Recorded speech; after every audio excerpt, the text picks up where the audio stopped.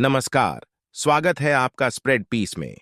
आज सुनिए मुंशी प्रेमचंद की लिखी कहानी डिमॉन्स्ट्रेशन। महाशय गुरु प्रसाद जी रसिक जीव हैं। उन्हें गाने बजाने, खाने खिलाने और सैर तमाशे का शौक है, लेकिन द्रव्योपार्जन में उनकी कोई रुचि नहीं है। वे किसी के मुहताज नहीं हैं और भले आदमी हैं, लेकिन किसी काम में पूरी तरह से लग नहीं सकते। वे चाहते हैं कि कोई ऐसा काम मिल जाए जिसमें तुरंत लाभ हो और वे हमेशा के लिए बेफिक्र हो जाएं। उनका सपना है कि बैंक से छमाही सूद आता रहे, वे खाएं और आराम से रहें। किसी ने सलाह दी कि नाटक कंपनी खोलें। उन्हें यह सलाह अच्छी लगी और उन्होंने मित्रों को लिखा कि वे ड्रामेटिक कंपनी खोलने जा रहे हैं, इसलिए लोग ड्रामे लिखना शुरू कर दें। कंपनी का प्रॉस्पेक्टस बना, कई महीने उसकी चर्चा होती रही और कई बड़े लोगों ने हिस्से खरीदने का वादा किया, लेकिन न तो हिस्से बिके और न ही कंपनी खड़ी हुई। इसी धुन में गुरु प्रसाद जी ने एक नाटक लिख डाला और अब यह सोचने लगे कि इसे किसी कंपनी को दिया जाए। लेकिन यह तो स्पष्ट था कि कंपनियां अपने नाटककार से बाहर के किसी व्यक्ति को स्वीकार नहीं करेंगी और उनकी रचना में कमियां निकालकर कंपनी के मालिक को भड़काएंगी। इसलिए यह तय किया गया कि नाटक का ऐसा प्रभाव जमा दिया जाए कि नाटककार की कोई बात न चले।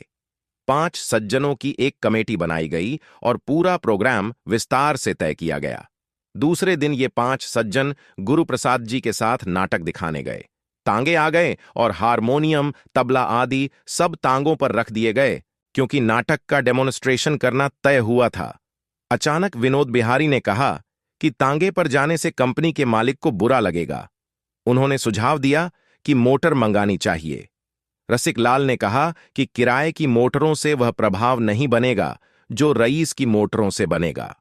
वे सोचने लगे कि किस रईस से मोटर मांगी जाए। एक सेठ जी के पास जाने का विचार किया, लेकिन उनकी मोटरें अफसरों के लिए रिजर्व थीं। कपूर साहब के पास भी नहीं जा सकते थे, क्योंकि उन्होंने बहाना बना रखा था। गुरु प्रसाद ने कहा कि तांगे पर चलने में कोई हरज नहीं था। विनोद बिहारी ने कहा कि नाटक लिखना और उसे सफल बनाना 2 अलग बातें हैं। अमरनाथ ने कहा कि मोटर के लिए राजा रईस की खुशामद करना बेकार है, पांव पांव चलने पर नाटक की अधिक प्रभावशाली छवि बनेगी। विनोद बिहारी और अन्य लोग इस विचार को लेकर बहस करने लगे कि किस प्रकार नाटककार को प्रभावित किया जाएगा। वे किसी तरह के आकर्षण के लिए पांव पांव चलने का निर्णय लेते हैं। जब वे कंपनी के कैंप में पहुंचे, वहां मालिक, उनके एक्टर और नाटककार पहले से ही उनका इंतजार कर रहे थे। पान, इलायची, सिगरेट आदि मंगवा लिए गए थे। रसिक लाल ने मालिक से कहा कि वे पांव पांव आए हैं और इसका आनंद उठाते हुए आए हैं। विनोद बिहारी ने बताया कि कवि की आत्मा कोमल होती है और वह मधुर संगीत का भंडार होता है।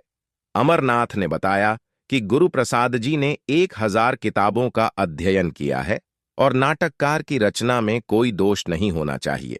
रिहर्सल शुरू हुआ और सभी ने नाटक की प्रशंसा की। नाटक की तारीफ की गई और सभी ने महसूस किया कि यह नाटक दर्शकों के दिल को छूने वाला था। लेकिन जब रिहर्सल समाप्त हुआ तो सेठ जी का चेहरा बिना किसी प्रतिक्रिया के जड़ जैसा था। विनोद बिहारी ने मुआमले की बात पूछी, लेकिन सेठ जी ने कहा कि वे अगले दिन इस पर निर्णय करेंगे और भोजन के लिए भी आमंत्रित किया। जब पंच पांडव बाहर आए तो उनकी खुशी का ठिकाना नहीं था। विनोद ने कहा कि 5000 की थैली है, अमरनाथ ने कहा कि रंग जम गया है और रसिक लाल ने अनुमान लगाया कि 4000 का लाभ होगा। मस्तराम। और मेरा विश्वास है कि 10,000 से कम वह कहेगा ही नहीं। मैं तो सेठ जी के चेहरे की ओर ध्यान से देख रहा था। आज ही कह देता, पर डरता था कहीं ये लोग अस्वीकार न कर दें। उसके होंठों पर हंसी न थी, पर वह मग्न हो रहा था। गुरु प्रसाद, मैंने पढ़ा भी तो जी जान से। विनोद, ऐसा लगता था कि तुम्हारी वाणी पर सरस्वती विराजमान है। सभी की आंखें खुल गईं। रसिक, मुझे उसकी चुप्पी से थोड़ा संदेह होता है। अमर, आपके संदेह का क्या कहना? आपको ईश्वर पर भी संदेह है।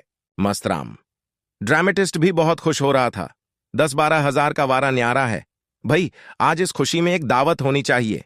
गुरु प्रसाद, अरे तो कुछ बोहनी बट्टा भी हो जाए। मस्तराम, जी नहीं, तब तो जलसा होगा। आज दावत होगी। विनोद, भाग्य के बली हो तुम गुरुप्रसाद। रसिक, मेरी राय है जरा उस ड्रामेटिस्ट को गांठ लिया जाए। उसका मौन मुझे भयभीत कर रहा है। मस्तराम, आप तो वही हुए हैं। वह नाक रगड़कर रह जाए तब भी यह सौदा होकर रहेगा। सेठ जी अब बचकर निकल नहीं सकते। विनोद, हम लोगों की भूमिका भी तो जोरदार थी। अमर, उसी ने तो रंग जमा दिया। अब कोई छोटी रकम कहने का उसे साहस न होगा। अभिनय।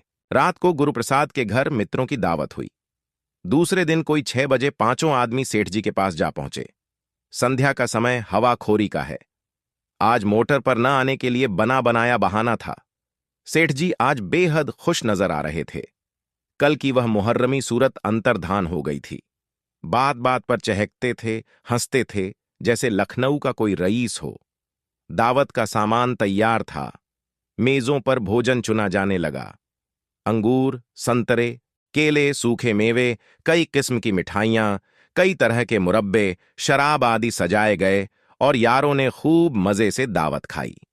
सेठ जी मेहमान नवाजी के पुतले बने हुए हर एक मेहमान के पास जाकर पूछते, कुछ और मंगवाऊं?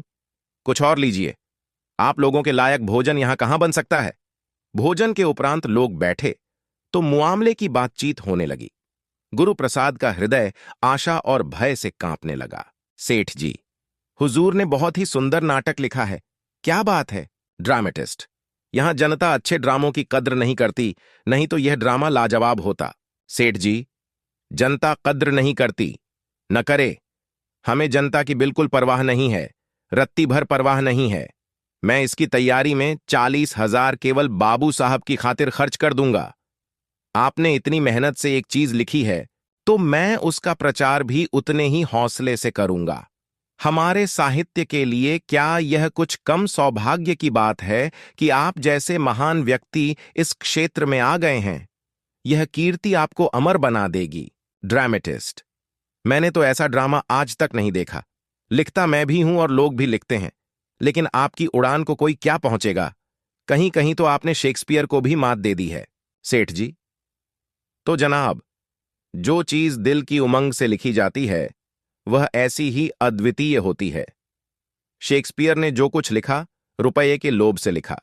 हमारे दूसरे नाटककार भी धन के लिए ही लिखते हैं।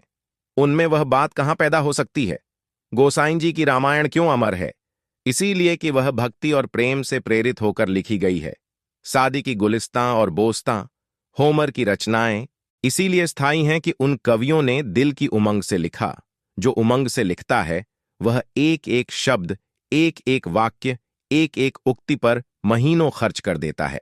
धन के इच्छुक को तो एक काम जल्दी से समाप्त करके दूसरा काम शुरू करने की फिक्र होती है। ड्रामेटिस्ट, आप बिल्कुल सत्य कह रहे हैं।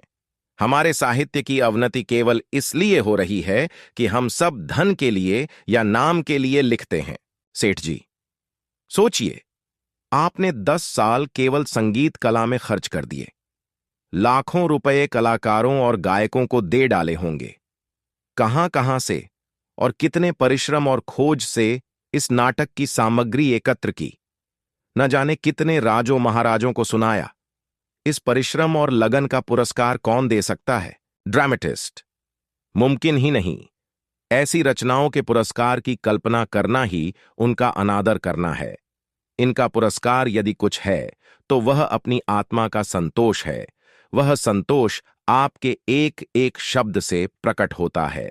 सेठ जी, आपने बिल्कुल सत्य कहा कि ऐसी रचनाओं का पुरस्कार अपनी आत्मा का संतोष है। यश तो बहुधा ऐसी रचनाओं को मिल जाता है जो साहित्य के कलंक हैं। आपसे ड्रामा ले लीजिए और आज ही पाठ भी तकसीम कर दीजिए। 3 महीने के अंदर इसे खेल डालना होगा। मेज पर ड्रामे की हस्तलिपि पड़ी हुई थी। ड्रामेटिस्ट ने उसे उठा लिया। गुरुप्रसाद ने दीन नेत्रों से विनोद की ओर देखा। विनोद ने अमर की ओर, अमर ने रसिक की ओर, पर शब्द किसी के मुंह से न निकला। सेठ जी ने मानो सभी के मुंह सी दिए हों। ड्रामेटिस्ट साहब किताब लेकर चल दिए। सेठ जी ने मुस्कुराकर कहा, हुजूर को थोड़ी सी तकलीफ और करनी होगी। ड्रामा का रिहर्सल शुरू हो जाएगा तो आपको थोड़े दिनों कंपनी के साथ रहने का कष्ट उठाना पड़ेगा। हमारे एक्टर अधिकांश गुजराती हैं। वे हिंदी भाषा के शब्दों का शुद्ध उच्चारण नहीं कर सकते। कहीं कहीं शब्दों पर अनावश्यक जोर देते हैं। आपकी निगरानी से यह सारी बुराइयां दूर हो जाएंगी। एक्टरों ने यदि पार्ट अच्छा न किया तो आपके सारे परिश्रम पर पानी पड़ जाएगा। यह कहते हुए उन्होंने लड़के को आवाज दी, बॉय, आप लोगों के लिए सिगार लाओ। सिगार आ गया। सेठ जी उठ खड़े हुए। यह मित्र मंडली के लिए विदाई की सूचना थी। पांचों सज्जन भी उठे। सेठ जी आगे आगे द्वार तक आए, फिर सबसे हाथ मिलाते हुए कहा, आज इस गरीब कंपनी का तमाशा देख लीजिए, फिर यह संयोग न जाने कब प्राप्त हो। गुरुप्रसाद ने मानो किसी कब्र के नीचे से कहा, हो सका तो आ जाऊंगा। सड़क पर आकर पांचों मित्र खड़े होकर एक दूसरे का मुंह ताकने लगे। तब पांचों ही जोर से हंसी में डूब पड़े। विनोद, यह हम सबका गुरु घंटाल निकला। अमर साफ आंखों में धूल झोंक दी। रसिक, मैं उसकी चुप्पी देखकर पहले ही डर रहा था कि यह कोई पल्ले सिरे का घाघ है। मस्तराम, मान गया इसकी खोपड़ी को, यह थप्पड़ उम्र भर न भूलेगी। गुरुप्रसाद इस आलोचना में शरीक न हुए। वह इस तरह सिर झुकाए चले जा रहे थे मानो अभी तक वह स्थिति को समझ ही न पाए हों। मुंशी प्रेमचंद की कहानी डिमॉन्स्ट्रेशन हमें समाज की आंतरिक विषमताओं और व्यावसायिक चालाकियों के बारे में गहरी सीख देती है।